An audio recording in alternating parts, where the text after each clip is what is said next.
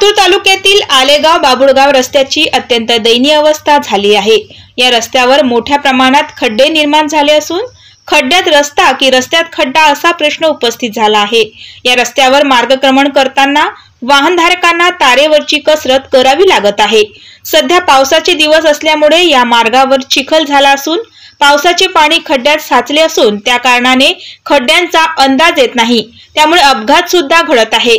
2 दिवसांपूर्वी 2 व्हीलर चालकाचा अपघात करून एक महिला जखमी झाली होती। एकंदरीत या रस्त्याची झालेली दयनीय अवस्था पाहता प्रशासनाने याकडे लक्ष देऊन रस्ता दुरुस्त करण्याची मागणी होत आहे।